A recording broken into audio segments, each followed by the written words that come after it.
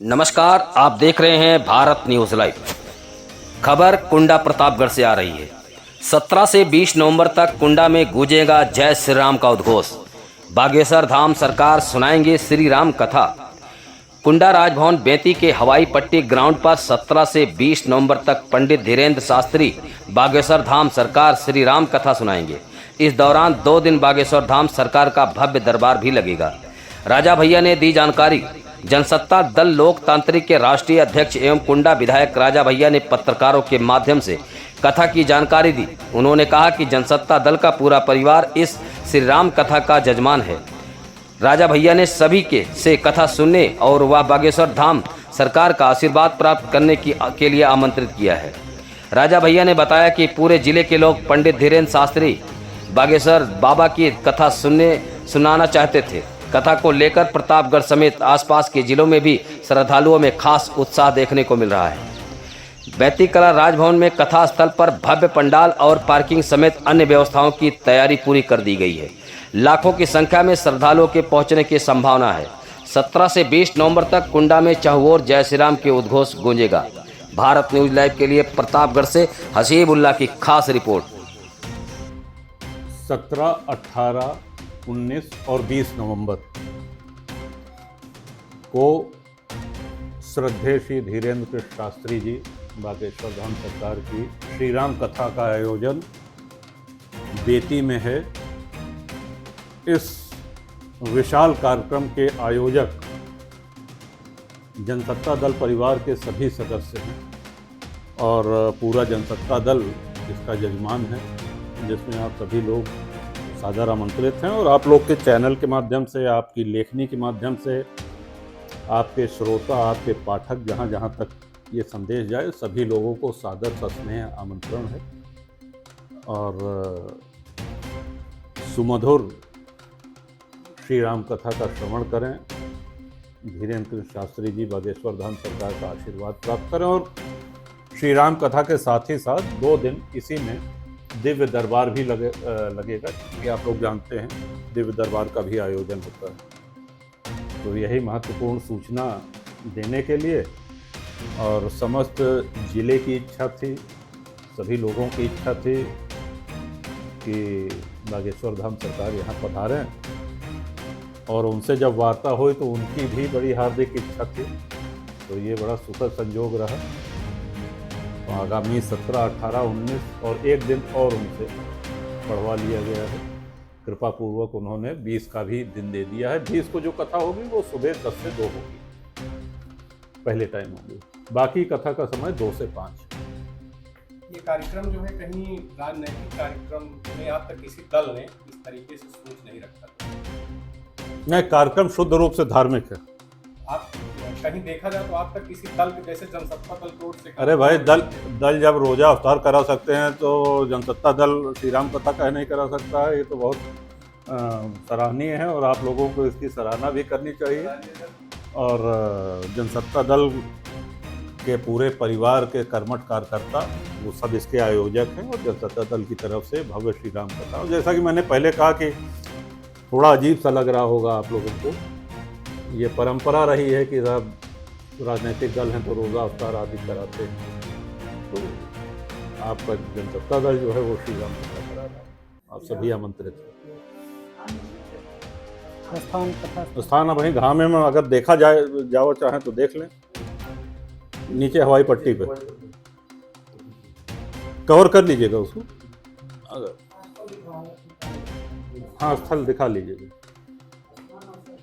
Press conference करने का क्या उद्देश्य है, इस संबंध में थोड़ा सा। आनंद जी, आप लोग विलंब से आए, हम पूरा विषय बता चुके हैं। 17, 18, 19 और 20 ये 4 दिन नवंबर के महीने में श्रद्धेय धीरेन्द्र कृष्ण शास्त्री जी महाराज की श्री राम कथा का आयोजन यहाँ पे कराया गया है।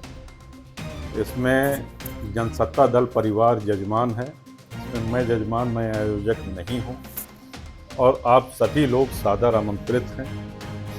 आपके चैनल के माध्यम से, आपके लेखनी के माध्यम से जो लोग देखें, जो लोग पढ़ें, वो सब सपरिवार यहाँ पे सादर आमंत्रित हैं। ये महाराज जी, एक सवाल आज थोड़ा ट्रेंड कर रहा है, और आपका एक बयान, सनातन है तो संविधान है, और इसको लेकर के कई लोगों ने ट्रोल किया, कई लोगों ने समर्थन किया। इस पर थोड़ा सा इस पे हमको सबसे प्रसन्नता ये है कि जिन लोगों ने जानबूझ करके हमारे बयान को न समझने का नाटक किया, पढ़े लिखे होने के बावजूद, शिक्षित होने के बावजूद उनकी बुद्धि पे हमको तरस आता है, क्योंकि हमने ऐसी सरल भाषा में कहा था कि वो किसी भी अशिक्षित व्यक्ति को भी समझ में आ सकता था, कोई बालक या बालिका हो तो उसको भी समझ में आ सकता था। इस सवाल को, इसके पीछे जो यथार्थ है पूरी दुनिया का, भारत अगर धर्मनिरपेक्ष राष्ट्र है तो सिर्फ इसलिए कि वो हिंदू बाहुल्य है। कोई भी मुस्लिम बाहुल्य देश पूरी धरती पर सेक्युलर नहीं है, ये सच्चाई है। आप हो तो बता दीजिए कोई देश हो, हम तो उन्हीं को कह रहे हैं कि अच्छा आप बता दीजिए, हमको नहीं जानकारी। तो कोई नहीं है। हर मुस्लिम बाहुल्य देश में शरिया लागू है। तो हम अपने उस बयान पे आज भी कायम हैं कि जब तक हिंदू बाहुल्य है तभी तक हमारा संविधान है, तभी तक हम एक धर्मनिरपेक्ष देश हैं। कुछ राजनीतिक, और यहाँ ये भी नहीं भूलना चाहिए कि हमारे देश का बंटवारा धर्म के आधार पर हुआ। तो धर्म के आधार पर बंटवारा हुआ। मुस्लिम लीग ने कहा कि हमको एक मुस्लिम राष्ट्र चाहिए, और इस तरह से भारत के टुकड़े हुए। बाद में जो पूर्वी पाकिस्तान है वो बांग्लादेश बना 71 में। तो ये सब सारी चीज़ें धर्म के आधार पर, मजहब के आधार पर हुई।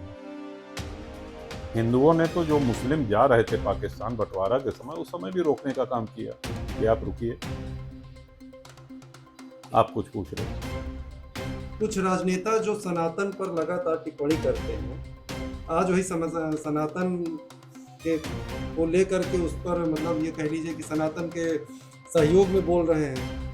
इस पर क्या कहेंगे? जैसे सनातन का पहले विरोध करते हैं। नहीं, हम सीधी सी एक बात कहेंगे, इस धरती पे जितने धर्म हैं, जितने पंथ हैं, उन सब का आरंभ होने की एक तिथि है कि साहब फला क्रिश्चियनिटी इस तारीख से शुरू हुई, इस्लाम इस तारीख से शुरू हुआ, सिख धर्म इस तारीख से शुरू हुआ।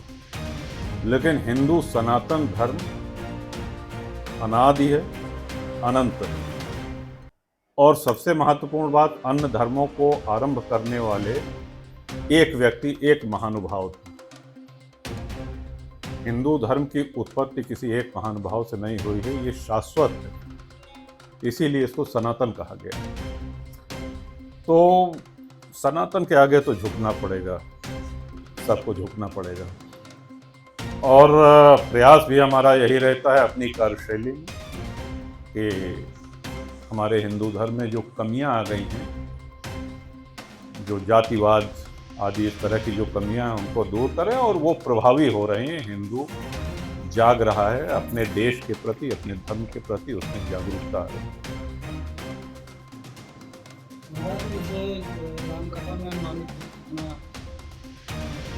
जितना बजरंगबली चाहिए। और आपके आने के पहले हम यही कह रहे थे कि देखिए, कभी किसी को घमंड नहीं होना चाहिए कि साहब इस कथा का आयोजन मैं करा लूँगा। जहाँ जहाँ भगवान श्री राम की कथा होती है, हनुमान जी महाराज स्वयं पूरी व्यवस्था संभालते हैं, और वही आयोजक हैं, वही जजमान हैं। हम लोग सिर्फ कार्यकर्ता हैं। तो इसलिए निर्बाध रूप से ये कथा पूरी होगी। आप सभी लोग सादर आमंत्रित हैं। बहुत बहुत धन्यवाद।